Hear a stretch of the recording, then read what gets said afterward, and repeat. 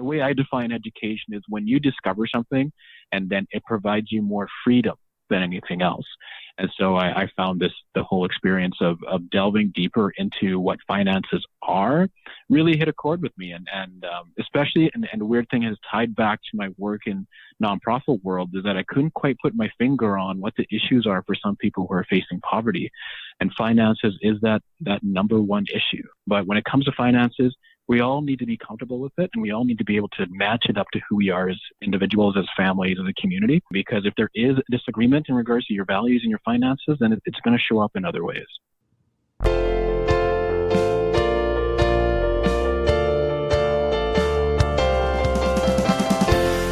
This is the Personal Finance Show.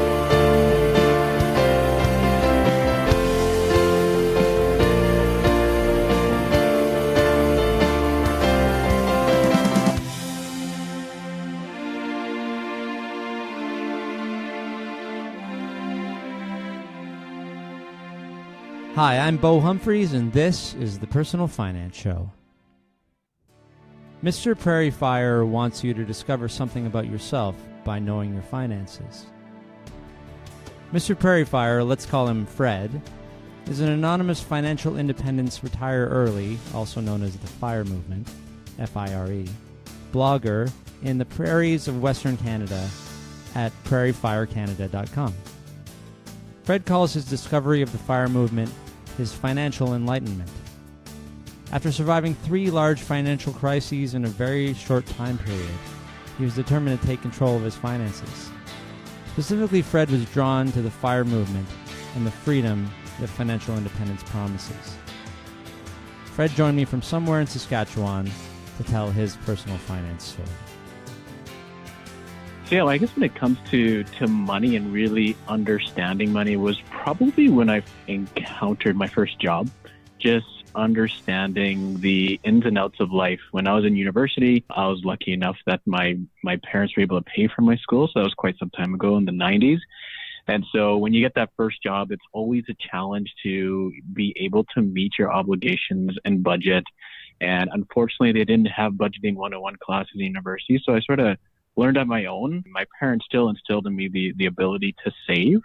But I think for me, going into the real world and understanding how money affects your life was probably my first encounter when I got my first real job, and that was in the nonprofit world. That was actually an interesting experience as well, where I worked in nonprofit organizations helping those who are in poverty. And so realizing the importance of money, how it can impact your life if you have it and when you don't, and seeing the impacts directly through my work was actually really influential to make me more of a saver than a spender. That's interesting because you're learning about money for the first time, but you're also seeing people who don't have a lot of it, and maybe they also don't know anything about money either. I think for them, it's the challenge of doing the day-to-day, especially if you don't have much of it. Yeah. It becomes even more important, right? So school was paid for completely, and you really didn't have any expenses like up until this point where, well, okay, what province are we talking about here? So it's Saskatchewan. So you're in Saskatchewan. You went to school there too? Yeah, I went to school at the University of Saskatchewan in Saskatoon and just stayed there and started work right away. Nice. So what was your degree in? My undergrad was in sociology and psychology, so real practical degrees when you go into the real world. Well, for human beings, but like not jobs, not specific jobs, I guess. Yeah, not from a tactical perspective. Yeah. But very, very useful in any job. I think so. It gave me a really interesting perspective of how people think and work, but also how larger systems work when it comes to even finances, where money comes from, where the jobs are at, how to help people to navigate even working with government and stuff like that. It's been useful my entire life and has allowed me to think beyond just the simple day-to-day. And I love thinking like strategically and broadly. So I was a geek that way and still am. Yeah. So you come out of university with this sociology, psychology. You said undergrad. Does that mean you continued in school? Yeah, a few years later when I was, I started taking on more and more responsibilities. I had overseen affordable housing projects when it comes to rental projects and also housing co-ops. And I just felt like I didn't have that business acumen and the ability to look in regards to, budgeting from a strategic perspective. So I decided to apply for an MBA and got that in 2010 was when I finished. Well, that's awesome. So, okay, so let's step back then. You're coming out with sociology and psychology. You're applying for jobs. And did you know that you wanted to be working? So it was like, can you describe again what it was, low-income housing? Yeah, so I worked for a nonprofit organization that provided affordable housing for low-income families. How did you get into that? Was it just applying to a bunch of different jobs? Just applying to jobs. I had a real heart in regards to helping people, so the nonprofit world was quite appealing. Sure. And to be totally honest, it was someone took a chance on me. They said, this guy has potential. He's passionate. And so they brought me under their wing. And then they said, the great thing about working in the nonprofit world is that they don't care if you have a degree. They'll throw you anything. And if you jump into it and do it well, then that's what you do. Well, that's great. They just want someone who is passionate about helping, and that was you. Okay, so you get in there, and you said you're learning about being on your own. So you ended up getting a place of your own somewhere, or did you have a place already? Like, were you in residence at university, or? So I was living on my own when I did apply for the job. And so, I had the regular expenses, rent, food, transportation, but I lived a pretty simple life, which I found very valuable because, like I said, I wasn't very much of a spender. So I was already in the mentality of saving my income, but I just didn't know what to do with it, right? It just sat there. So you were able to save, so you're frugal already, so you're able to put some money away, but it was just sitting maybe just in a regular, checking account or savings account? Yeah, like a low interest bearing savings account, and didn't really have an idea of investing or where to put money. And so, for a long time, I mentioned this on my site, is that, that was one of my big mistakes, is that I was able to save this money, but I wasn't invested in any way. We don't have to fast forward, but how many years of investing or productivity do you think you missed out on? Oh, I'd say at least probably 8 or 9 years. And this was probably between the years of 2006 to 2013, 14. Really, that many? That was, yeah, it was a decent amount of time. I did have some RSP contributions that I was making through, financial advisor, but that wasn't optimized either. So I had some regular contributions that I put into the market, but my savings rate was much higher than what my RSP contributions were. Yeah, and is this because your parents, they taught you to be frugal, they taught you to save, obviously, and that's all you knew? That's all I knew. I just knew I had to save. I just didn't know what to do. And that's not bad. It's not a bad thing, saving versus spending. That's kind of the starting point, right? Like, let's make sure we're there, and then let's have more conversations about what to do with it. But was it the lack of resources, or was it your lack of curiosity, or what do you think it was that stopped you from finding out what to do? I think it was mostly the lack of resources and information. It's a pretty intimidating topic, specifically because the financial industry makes it complicated, and there's this barrier to entry to understand even what money is and what it can do versus just like your day-to-day spending. So for me, even though I was frugal, I wasn't necessarily delving into investing because I thought, that's just for the experts, and I'm not going to go there, and I'm just going to live my life and just move forward and focus on other things. Yeah, you got to be like a stock trader or someone who looks at the Globe and Mail business section every day, right? Yeah, exactly. But you did end up getting your MBA. Did that kind of push you towards any personal finance knowledge? I found it very useful to understand how the finance world works, specifically the stock market, what it means in context of how people are seeing the value of a particular company. And so that sort of spurred my idea of looking beyond just my day-to-day and understanding, like from a, that big thinking perspective, that there's all this going on and the ability to invest in this activity and how the general economy is constantly improving and productivity is going up. And I'm not necessarily benefiting from that productivity. It's very passive. So I decided to go down that road a little bit. So at the same time, trying to finish my MBA and just understanding where that all lies. So it's quite useful from an educational perspective. Yeah. So what was your first step in sort of stepping out of the, pure saving, other than the RSP stuff that you had going on the side? What was one of the first things you did? I think one of the first things I did is when I got a steady job after my MBA and basically putting my money into a pension savings plan, right? So I was able to work as a policy analyst with the provincial government, and making sure I was maxing that out because they were matching it, right? Yeah, so it's an automatic win in regards to you're instantly doubling your investment, which, that's incredibly hard to find in the market. So that was one of my major moves to make sure I was maxing out those contributions. And then when it came to the performance of my RSP, just sitting down with a financial advisor and getting more in depth of understanding my risk appetite and being able to invest accordingly. I started out quite conservative, but as I got more confident, I was willing to delve deeper and take a bit more risk. Given that I had a longer time horizon than someone who is maybe in their 50s or 60s.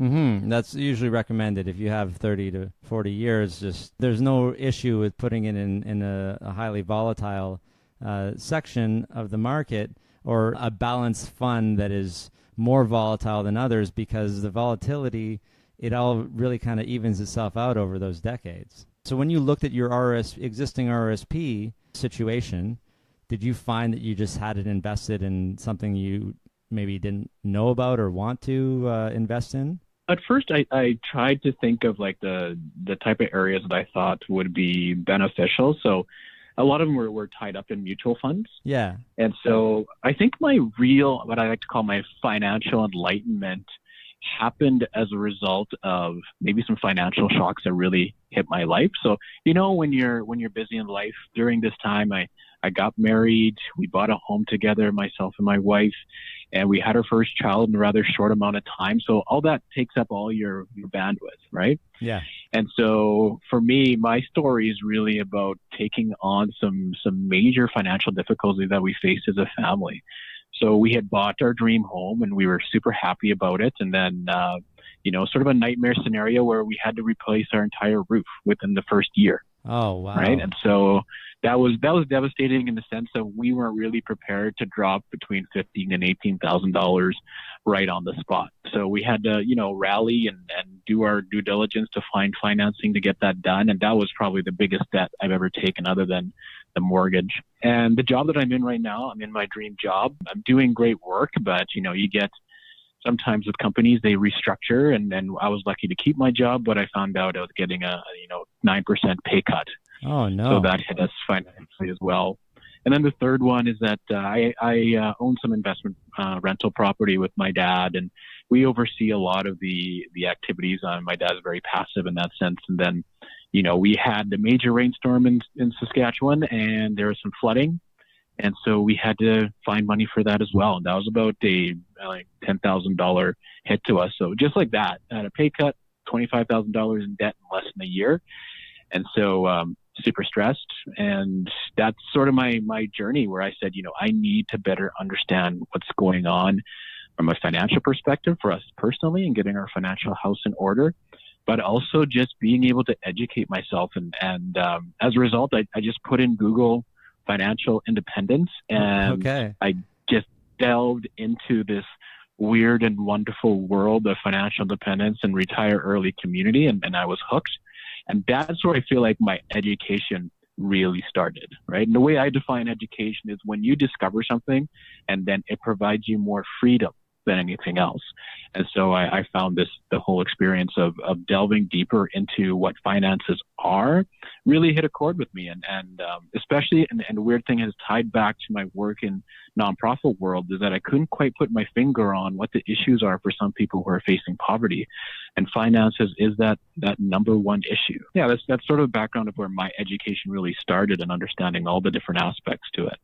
Yeah, so you said financial independence, retire early, which is also known as FIRE, and that's the title of your site. It's Prairie FIRE, right? Yeah, it's Prairie FIRE Canada. Prairie FIRE Canada. What's the website? Yeah.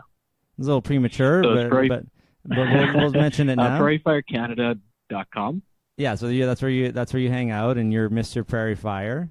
Yeah, and I started that in February of 2018, so still relatively new to the blogging game, but it's just a sort of a little bit of a diary and insights of my journey and my education, and just discovering things and just letting other people come along with me on my journey to discovering financial independence. A lot of people might have done what you did and go to Google and figure out financial independence or just like how to take care of my money, but not everyone would land on the FIRE movement. What specifically drew you to that? Because it's sort of a specific, it's specific but with various permutations. But the idea is to try to gain financial independence as early as you can. Correct? Yeah, like I think even though it was a little bit by accident, I think what really attracted me was the whole idea of frugalness, where I was already at, and the ability to understand why to be frugal, right? Some people are frugal because it's just a habit and how they're brought up. But similar to what happened to me is I didn't know the reason why, what motivated you, other than seeing your bank account grow is a great feeling for some, but there is no intrinsic value or something that drives you. And so what appealed for the FIRE movement specifically was it was about freedom. It was about being able to have more control and not feel like you're a victim to the circumstances that happened to you. For example, those 3 financial shocks I felt, that really kicked me in the head, and being able to be like, I feel like I'm not in control and my freedom is at risk, because the more debt you get into, that means the money that you're earning and working hard for is going to someone else. And that does not sit well with me, and I'm sure it doesn't sit well with most people, to know that you're working for someone else other than yourself. Yeah, it doesn't sit well with me. That's why I don't do that anymore. No. But it doesn't provide as steady a paycheck. Yeah, like I think for me, it's like I still work regular 9 to 5 sort of job, but when I looked at where my money was going to, it was going towards debt instead of the goals that I had for myself and my family. Interesting. Right? And so being able to understand what's going on there, and putting it in the light of the financial independence, retire early movement, I was able to say to myself, I want to join this movement specifically for myself and my family because it really matched who I was and my values, but also the ability to have more freedom as I go along, right? So I'm still getting my financial house in order, but for the purpose of freedom, not just because it's so I can start being frugal again, but rather being more missional and perspective. Yeah, it's hard for a lot of people to save without any kind of motivation. And I guess the question I have is, do you have in your mind a scenario, have you replayed it, how would you have handled this year of financial trouble differently if you would have been more knowledgeable before? Or did you just have to go through this? In retrospective, I think it's something that I had to go through. Mm-hmm. I think that's basically how humans work, to be totally honest. Sometimes something bad has to happen in order to change your perspective, because there's so many things that are trying to get your attention that sometimes when a bad thing happens, it makes you focus. And fortunately, I was able to stumble onto this particular movement. And so that's sort of what inspired me to start the website as well, is that hopefully someone else stumbles onto this, because what I was discovering is that so many people are facing this situation, and the stats are staggering, where 50% of Canadians are worried about where their money is going. The latest news is showing that people can't handle an emergency of $400 or more. And so they're also tackling these issues on their own. And 50% are not talking about it with their friends or family or anyone around them. So it's especially lonely for folks who are living in the prairies, where we're a bit more spread out and isolated, but we don't necessarily talk about these things. And so, the reason I started this site is that I started talking openly with other people in my community and my workplace, and they just kept asking questions. And so I'm like, I'm just going to start a site. And hopefully, the people who are interested that are in my community can read it, but someone else can stumble onto it and gain something out of my own experience. Yeah, that's really great, because, as you said, people don't talk about it. Do you have any insight from what people have mentioned to you, in terms of asking you questions? Why is it that we don't talk about money as much as we could? for some people, it's a hard topic, especially if they're going through difficulties. There's always that persona that you want to put forward that you have your stuff together, right? Yeah. And so, their questions are more about wanting to know more about my situation, because I feel like the more they hear about it, me not having my stuff together, they're like, oh, okay, it's like I'm not the only one. This is especially true for younger people who are just starting out. I find when I have conversations with people who are just coming out of university or just starting their career, they're just hungry. They're so hungry for the information, but they want it in a format that speaks to them. And so just having that dialogue in person is actually quite impactful, because it frees them up from feeling uncomfortable. And I'm finding they're now talking with other people about finances and not being afraid to talk about it. And when that happens, that's a game changer for us as Canadians, right? Yeah, I mean, I like your idea of that maybe you couldn't have prevented what happened to you, but you can try to prevent it from happening to someone else with knowledge and discussion. I think that's essential. We're all going to have financial struggles. That's inevitable. But being prepared is pretty much the allows you to be free from debt. For me, no one really talked to me about having an emergency savings fund. Yeah, right? That's I was saving like crazy into my RSP, had a little bit of savings for, if I wanted to get a new vehicle or whatnot, but those big things where you may lose your job and having so many amounts of savings, that's something that was never told to me ahead of time. And if I knew at an early stage, oh man, it'd be a very different story. I feel like I talk about it so much now, but maybe it falls on deaf ears a lot. Sometimes, do you think you were always ready to hear it? Or was there a certain time in your life when you were like, okay, now I'm ready, but I'm not hearing it? I think for me, repetition's key. Yeah. Right? Okay. So just hearing it one time sort of washes over you, right? Like people throw numbers at you, for example, getting the 25 times your annual expenses. I'm like, what does that even mean? Right? Yeah. That's a fire thing, right? From a fire perspective, like you'll hear that and be like, what in the world are you talking about? And I would get some of those sort of comments. I get the side eye, just like, what are you talking about? But I think if it's put in a story and a narrative instead of just numbers, people can glob onto those type of things, and that repetitive sort of exposure to it will allow people to be more comfortable.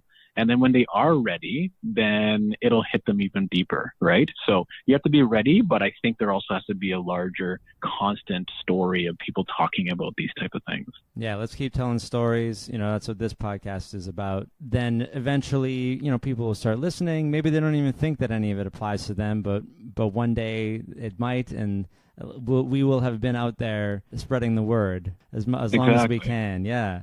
So you said the 25 times your expenses. Maybe if you could give everyone just a brief description of what the FIRE movement is all about, and maybe if you have a specific spin on it yourself. I think with the FIRE movement, it's sort of a sub niche or personal finance, and they really focus on the ability to save. So frugalness is key. And so I think the most common word that they use is creating the gap between how much money you make, your income, and the expenses that you have. So creating a larger gap. So either increasing your income, but also perhaps reducing your expenses. And at the same time, using that gap, so that's the savings rate. It could vary from 10% to 80%, depending on your situation. But using your savings to purchase cash flowing or appreciating assets. Right. So those could be stocks, bonds, usually in the stock market. I personally delve into more of index assets. So either ETFs or exchange traded funds, or some actual mutual funds that follow a particular index, but actually building your portfolio. Right. And your portfolio should reach a certain size where you can actually declare financial independence. And so that your portfolio, depending on what that number is for you, people usually say your portfolio has to be 25 times your annual expenses for that. And so the FIRE movement uses that principle to identify when you're financially independent, and hopefully grow so much that you may have the opportunity to decide whether you want to keep working or not. where you understand your portfolio is making enough money per year to cover your expenses that you don't have to worry about money at that point. And the 25 times, is that because, like, let's say the number for a lot of people is $1 million, right? So is that like the 4% rule, in that $1 million at 4% will generate 40,000 if that happens to be your expenses? Yeah, exactly. And so you have to understand your budget. You have to, that's key in your first step. And once you have a good idea of your budget, I call it getting your financial house in order, then you can start thinking about creating that gap, but also how big your portfolio needs to be. So for your example, 4% of $1 million is 40,000. If that's your number, then, theoretically, and this is based on what we call the 4% withdrawal rate, where people can take away 4% of the size of their portfolio, but their portfolio is consistently growing in value, that it won't actually touch your principal $1 million. Right? So you're never taking out any of the principal, or your net worth. Okay, you're never taking any of it out, and it's not. So it's not the idea that you're going to live another, 25 years, and if you don't have any, and then you put it in something really safe so that you can take 40,000 out a year, and then you're good. Yeah, like this is where you have to understand your situation, your risk appetite. So if you are in something more conservative, the 4% withdrawal rate might actually be too high, right? In just regards to what that's producing every year. Yeah. And so this is where getting financial advisory help would really be beneficial for people. It's not that popular in the FIRE movement to go to financial advisors. Costs money, right? I usually encourage going to someone who is like a fee-based one rather than getting off your actual portfolio, and they can provide you some information on as long as you know what your goals are and you're clear, they'll be able to give you some advice on what's the best plan for you over the long term. Because you also have to take into consideration that your situation may change, where if you do have kids, they're going to move out, so your expenses are going to be lower. But as you get older, you're going to have health issues, so you have to understand that your health expenses are going to go up. So being able to plan, and it does take work, but it's not as hard, as intimidating as people understand it. And that once you have the understanding of the basics, you can actually do a lot on your own, but just bring on people onto your team to be able to support you. And sometimes that's through a professional. Yeah, definitely, especially if you're trying to achieve a certain goal. I mean, there's no harm in talking to somebody. I usually quote Carl Richards, and that the financial advisor or financial coach is the thing between you and stupid. And we all need that. No matter how knowledgeable we think we are, you could use some guidance so that you don't make some emotional move. Yeah, in terms of your situation, like, are you close, or are you just on your way there? I'm still starting out. You're just so like beginning. I said, yeah. one of the key things is getting your financial house in order. Those 3 specific financial shocks happened last year. That was last year. Okay, I didn't realize how. That was last year. Okay. So I'm still recovering, but I'm motivated, right? And so we've been able to get a good steady savings rate of 15% of my income. We're a one-income family right now. So for that situation, once we're done raising our kids and being able to get them into school, we'll have a second source of income through my wife, right? So that'll increase our savings rate significantly. So making sure that we're meeting our goals in the short term has been pretty big. I do have a number which is about $1.46 million to cover about $60,000 per year. If I was to get to that number, that would be great, but I'm nowhere close to that. I would say, I'm probably about the $250,000 mark, and that's because I have some investment in real estate, so that's sort of a distorted figure. But when it comes to my portfolio, I want my portfolio of assets to be at that $1.46 million mark. Yeah, and let's go back. You said you didn't have a lot of investing education, but you did get some properties. When did that happen? So that happened soon after I got married with my wife. So that was about 6 years ago.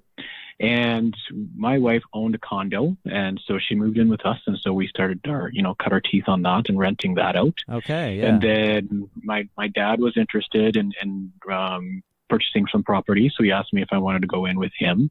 So we were lucky enough to get that. And so I'm very much a rookie real estate investor, but the benefit of the FIRE movement is that there's a number of people who are involved in rental properties. And so just one thing I benefited like in such a significant way was going on Facebook and joining one of these groups and just asking the dumbest questions I could to just understand all the different aspects of financial independence. And there's a great community when it comes to being a rental property investor. And so I've learned a lot over the past year. I've read probably about 7 or 8 real estate investment books, and I probably 4 or 5 like financial personal finance books. And so I'm knee deep in it. I love geeking out on it. So it's been a great experience. You're doing index investing and you have a couple of properties. Is there a way or recommendation? Like, is real estate the faster way, or is it just, kind of diversify across the board and it'll take some time? I think diversity is key. Real estate is always something people should consider, but there's different paths to financial independence. And I think that's one of the great things about the FIRE community. It's quite diverse. Mm-hmm. It's not just one type of person. And the one thing that I found intimidating about the FIRE movement is that diversity. And it's quite decentralized, and like there's no one body of authority of financial independence, retire early. So what I did is I sort of created a mini roadmap on my site, and I call it the 5 personas of FIRE. Okay. And so it just highlights the different paths that you can go. For the super frugalists, I created a section called the mustachians, right? There's Mr. Money Mustache. Yeah. He's sort of like the persona that everybody knows in the community, that he's got his strong views, he's philosophically stoic, but he has some great information on how you can just use your existing situation to reach financial independence. And then I have different personas, like the person who's a land baron who loves real estate. There's the investor perspective, of people who like to delve deeper into investing and even choosing stocks or dividend paying stocks. And then there's people who like to side hustle, right? People who have their 9 to 5, but they have a little extra on the side to build up their portfolio and use that as the second source of income. And then there's for those, people who are what I like to call the home economists, who are managing their home and maybe staying home to raise their kids, and they're able to manage their home so efficiently, like a business, that they're able to get great savings rates. There's all these different ways of getting there, and that's what I loved about it. And that's what I wanted to write about, is just understanding the community that way. Do you read a lot of Money Mustache stuff? That was probably one of the first websites that I checked out. And just being able to understand, there's one post of like the simple math of like getting to financial independence, and he provides like a graph and chart on how long it would take for you if you had a certain savings rate. And that just blew my mind, right? No one had talked about it that way. Where I'm just like, if I save 15% of my income, I could retire in 40 years. But if I take up to 25%, I can retire in 25 years, right? And so being able to see that visualized was a game changer for me. Well, how old was he when he retired? Like technically, financially independent. FIRE. Technically? I'm not sure, to be totally honest. I think for him it was probably in his late 30s. Yeah, and because he still seems pretty young. He was one of the first people to popularize this or make it known that it was a possibility, right? Yeah, exactly. And because of his work and his blog, it's sort of had this reverberation across personal finance and people's lives. And of course, he's anonymous. I mean, I don't know his name. Maybe you can find it now, but I don't know his name, and I don't know your name. I mean, we know it's Fred. But can you talk about that aspect of it? FIRE bloggers tend to be anonymous because of the retire early aspect of it. If somebody reads about that and they are your boss, they may think you're just about to go. That's a good point. Like for Mr. Money Mustache, I think most people know him and they know him as Pete, but I think the reason I'm semi-anonymous is the fact that I don't want it to make it about myself. Okay. I want to be able to provide a platform where I can tell my story, but my story is unique, but it's also common for people in regards to the emotions, the struggles, the mistakes. Like I try and be as honest as possible about my mistakes and that I'm still learning. And in regards, I talk to my friends and family about, my blog, and, I have like people subscribing who are from my work, and I've never shied away from talking about it. Because once again, I don't want it to be a subject that people find hard or difficult to talk about. But rather I want people to use my site just to discover and like find their own path. And so, I wanted to be semi-anonymous just in regards to respect to my own family and things like that, but also just in respect to being able to encourage people to get to know my situation, my personal story, but just being able to provide a platform for people to learn more. I like that way of looking at anonymity. I mean, it's not, because a lot of people, in addition to the not revealing it to their existing employer, the other reasons would be, if you're posting, do you post income updates and stuff like that? Do you post numbers? I don't do the regular income updates. Mm-hmm. I'm sort of focusing on my whole theme is discovering the FIRE community, right? Sure, and some of the insights that I'm gaining. So if there is an insight that's very much about, say, my budget, then I'll talk about my budget, right? And just like the different tactics that I found out that someone said, or something like the different ways to budgeting. When it talks about my portfolio, I'm honest about where I'm investing. I haven't done anything in regards to net worth per se. I only bring that up if it's relevant. So a lot of people like to use their blogs as a way of being accountable to other people, right? So it keeps them on the path. Yeah. Mine is more about discovery. So if there is something specific to say, doing my net worth, then being able to say how close am I to getting to my financial independence number, then I usually do updates that way, but not on a regular basis. You're just removing your persona, or your, a brand, or you as a person. You want to just share the story.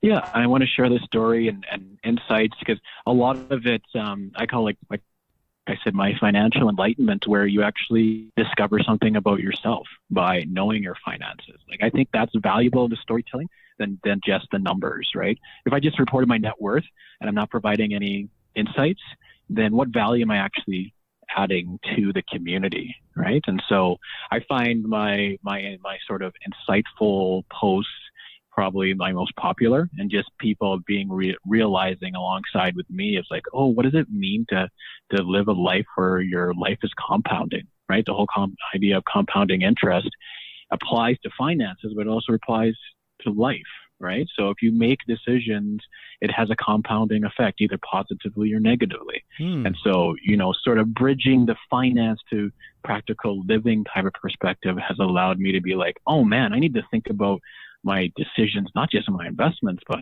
my relationships, my skill set, all those things, because there's compounding effects, because that's how the world works, both in a financial perspective, but socially, environmentally too.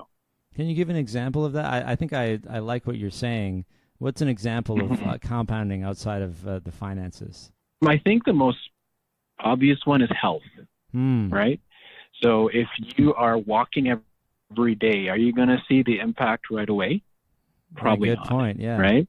But it compounds in itself in regards, you start going for a walk for 20 minutes a day, and you think to yourself, well, that was really good experience after, the 10th or 12th time. Maybe I'll walk 30 minutes, right? Or maybe I'll start running, because I know that my body can do this, and your body reacts, and all of a sudden you are more disciplined, and it's compounding, because all of a sudden you start getting interested in how your body works, or you want to know if it's possible to join a running club.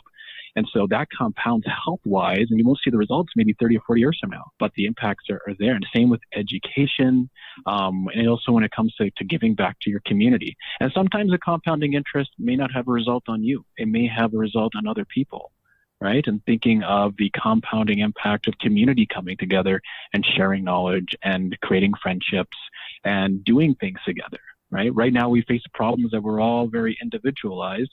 When we come together, the results are, exponential, and that has compounding effects in a positive way. I love this concept. So that's just an example. This is really a great concept that people can apply to their lives, in general. what I'm doing might not have immediate results, and that's okay. But how do people get this perspective? Do they have to go through? Do we all just have to go through the challenging bits to learn? I think, and this is where it goes back to, I think people are built to take on challenges. And so for us, like, problem solving is sort of something that we as people really like to do, because then we find that we're mastering things. For me, my path started on some major challenges. How I reacted to those challenges is really what's important.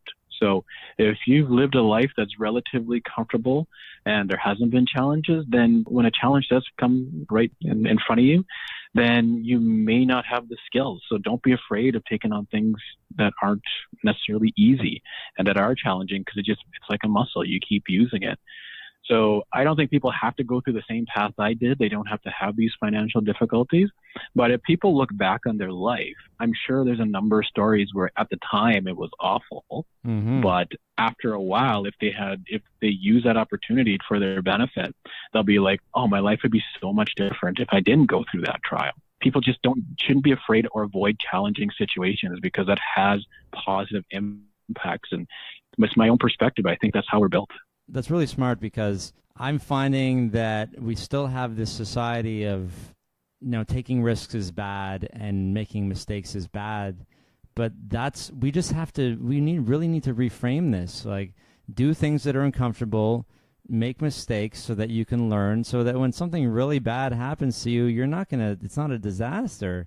You have tools, you have the skills, and I think that's still lacking. So let's keep promoting this idea. I like it. Yeah. And I have to ask you before you go, I'm assuming, since you're big on the FIRE community, that you listened to the Susie Orman interview with Paula Pant? Most definitely. That was so entertaining. And so I was a contrarian on that one. A lot of people from the FIRE movement really had a negative reaction, and I loved it. I love the fact that she challenged the status quo. And for people who don't know who Suze is, she's like that financial guru in the United States. I don't listen to much of her show or read her books, but it created a great conversation. And it's one of those challenges that we need to just embrace. It's like, okay, someone has challenged us. Let's take it on. So just a quick summary. Paula Pant is the host of Afford Anything podcast, and she probably has achieved FIRE. I believe she has like multiple, tens of properties all over the place. Not that she intends to retire ever, according to her, but she had Susie Orman on as a guest, and she's sort of coming out of retirement, and she said she hates the FIRE movement, and I think from what I've read recently, she kind of had a different interpretation of what it is, focusing more on the retiring part. Is that right? Yeah, that's correct. And this is actually a debate that's within the FIRE community of people who state that they want to retire early. A lot of people say they want to have the option whether they want to and when they want to, right? And so for Susie Orman, she had a certain perspective that you won't have enough if you retire early and something bad happens. So you got to be prepared for those emergency situations, be it health, be it a catastrophe. And so she was a bit extreme in her position, and I think she approached it from a lack of knowledge, and she eventually came to loving the FIRE movement, right? So we sort of won her over after we provided her with more information. But she made some good points of being able to really think through what retirement looks like and whether you are really ready, either mentally, but also when it comes to emergency situation, and you're able to sort of go through life's challenges that way. And so the way that I see it now, after hearing what you're saying and what she said and what everyone else has been saying about FIRE, it just seems like you're trying to get to the point where you have the option to, say, work less or do a different job, and maybe your basic expenses are covered and you don't have to worry as much.